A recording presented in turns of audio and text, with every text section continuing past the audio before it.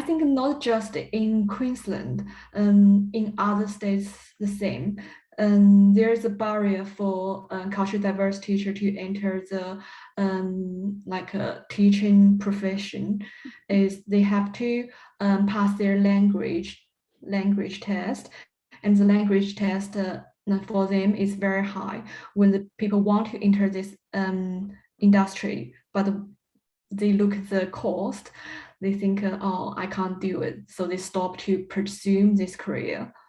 And other thing is the music curriculum in Australia is Western culture dominant. I was reading the music curriculum yesterday, and 99% of recommended repertoire are Western music. And when they talking about culture diverse music, they don't give any recommendation for the repertoire. They just say, oh, for the culture diverse, you just teach K-pop or Indian music, but they don't give any specific instructions. Whereas for the Western music, they always give repertoires like the music they suggest teacher to teach. Wow. So that's a really big area that needs to be developed. And that's a great observation to make with it as well. I was just writing that down. Sorry, I was listening so much, I forgot what my note was. So with the Western music that they teach, do you think for culturally diverse teachers coming in that they are familiar with that music before they arrive? I think for the classical music domain, they are familiar with it because the Western classical music is quite like widespread globally. Yeah. So, for example, teachers from China, Japan, South Africa, South America, they all know solfeggio, do, re, mi, fa, sol, la, si, do. But for the pop music, they will have a difficulty to teach those type of music because they are not growing in the environment full of English music. Yeah. So as you mentioned before, you made that observation that there's lots of notes around the Western music, but not a lot around the cultural, other types of culturally diverse music options that people have, like K-pop. So do you think it seems from what you read that those other types of music were just bolted on, or perhaps not taken seriously in terms of how people might implement them in the classroom? Yes. And I think there is like a cultural discrimination in the classroom. And when I observe the class, and every time when teacher mentioned, like for example, Indian music or other Asian music, the students just feel less engaged with them, and sometimes they will laugh. Like one time, teacher mentioned Indian music, and one student or two students, they were just laughing. Yeah, I think those things are just maybe social media, or yeah, I need to be responsible for this part, because people are more likely to stereotyping those other musics. Yeah, absolutely. And at the end of your PhD, how would you like to influence, for example, curriculum? How do you think your findings might help, for example, education systems to change or expand their repertoire? Yes, I think because we are more culturally diverse in Australia now, more and more people from Asia, Africa, or South Africa, America come to Australia, and the music have to reflect the core value of this society. So I think it's really important for them to diverse the music repertoire, diverse the teaching force in Australia to match the population diversity in Australia. And the reason I'm doing this study is when I taught music in the schools, I feel very lonely and I have a lot of difficulties to teach in the school. I want to see if other culturally diverse teacher feel the same. They have the same feeling. What are the difficulties?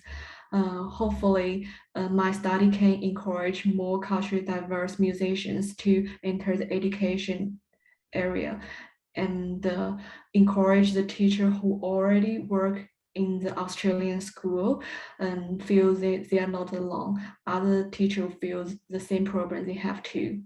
Yeah. Yeah. Do you think there's a sense by those culturally diverse music teachers already here that they have to assimilate into the Western approach of teaching and the music chosen? Yes, I think so because the majority students in the Australian music school generally they are students from Western cultural background, mainly Anglo background, and they have to teach the music they are familiar with so they can engage with them. If they teach music, for example, from Asia, students probably feel less engaged Yeah. with what they teach in the school. Yeah. Do you think there'd be a difference between private schools and public schools and perhaps the Catholic school system? Yes, I think so. The Catholic schools in here, I think they are more religious. So the music teacher probably will teach them more religious music, Mm-hmm. and they have to sing those music regularly. Where in the public schools, teacher probably teach more pop music because they don't have a religion, and there, yeah, I think that's a difference. And a lot of as I know, a lot of Asian parents send their school their children to private schools, Catholic school, because they think the education is better in there. But the problem is, a lot of the students from the diverse cultural background, they are not religious, so it's it's a struggle for them to learn the religious music when they are not they don't have religions. Yeah. And Wow. Oh, thank you for sharing that. I'm learning lots every day. Probably just move into the last type of histories that can affect or have an influence on doctoral education. And one is about the disciplines. So can you share the disciplines that you're drawing from for your PhD, how they've been developed or gaps or areas within them that you just like to highlight or talk a little bit about? You mean the history of my discipline and Yep. PhD? Yep. I don't really know much about it. Um, all I know is just this is a highest degree in the at university. Yeah. Yeah.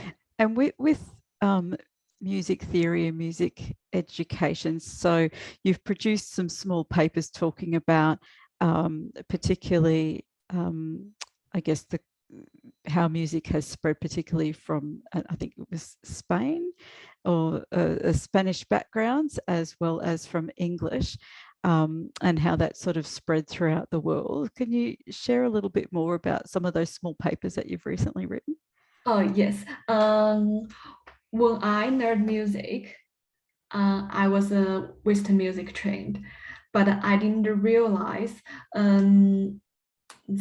why I was told in this way. And when I did my research, looked at all the histories, um, all the context, I realized this is from the cultural invasion and the missionary work during the colonization. That's why a lot of countries in Asia, in South America, they are studying Western music. I think that's a typical example of colonization, and they still influence our current life. Um, So when did you have that insight that you'd been trained in Western and that it was, if you like, a mechanism of colonization? um, sorry, what do you mean? Oh, so was that before you started your PhD? Was that during your master's or your undergrad, or perhaps earlier when you realized that Western trained music was about colonization? Oh, when I studied my bachelor or master degree, I really didn't think about it. I think that's normal for everyone to study Western music. I think that's just a rule. That's how we grow up. And when I went to do the research, I found out, actually before the colonization, we have a more diverse music pedagogies and music notations. Yeah, I think it's too. yeah, it's like now we went to the McDonald's or KFC, we think it's normal. KFC, McDonald's everywhere around the world. Yeah, But actually, when you think about it more deeply, it's about the Western economy and cultures yeah. dominant around the world. I Yeah. think too. Yeah. Has there been anything that you've discovered in your readings during your PhD that has surprised you, or that really just stuck with you and stood out that you didn't know occurred previously? Yeah. So for example, the solfeggio, do, re, mi, fa, sol, la, si, do, I didn't know most of country around the world use this one. But most of states in Australia use this music pedagogy, but only in Queensland we don't use it because Oh, when I came to Australia teach music, I surprised students and teachers don't really use this pedagogy much. yeah. Even this is from West country, and I saw, oh, maybe Australia don't use it. And when I did research, I found, oh, only just Queensland don't use it. Other states use it. Wow. Mm. What do you think that might be? I think probably because education is state responsibilities. Every state have their different education systems and how they teach people those recommended pedagogies Yeah. from the state government. So you've indicated previously, like Sydney and Melbourne are more likely to have more culturally diverse music teachers, and it'd be interesting to see what their experiences are. Yeah. So, and that Queensland's a little bit different. Are there other states or territories in Australia that might be a little bit different too? Have you, like the Northern Territory or Western Australia? I haven't looked at it yet, but I assume probably will be similar to Queensland. Yeah, Yeah. because the population is smaller there. And Okay. yeah, Okay. And so with more migration to Sydney, Melbourne, New South Wales, and Victoria, yeah. that's leading to greater diversity, and that's being reflected in the curriculum. Would that? Yes, probably in the school system, they'll have a more culturally diverse teacher in the Australian school, whereas in Queensland or other states like Northern Territory, they will have less. Because when the people immigrate to the new country, they always go to the big city, Yeah. so they'll have more diverse population. Why? What is the attraction to the big city? Um, like I don't know other people from other country, like people from China, they'll think Queensland is the countryside Yeah. because they don't have a high-rise building.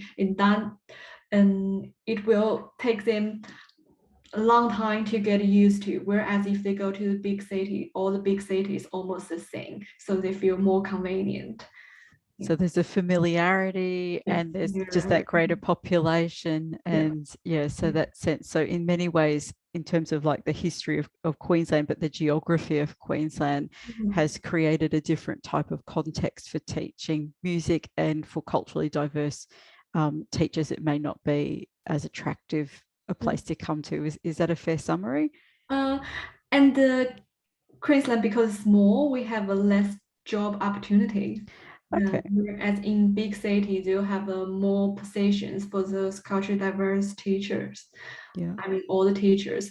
And since the lifestyle is more convenient, they have more choices about the restaurant they go, the shopping center they go. Yeah, the life is just more colorful.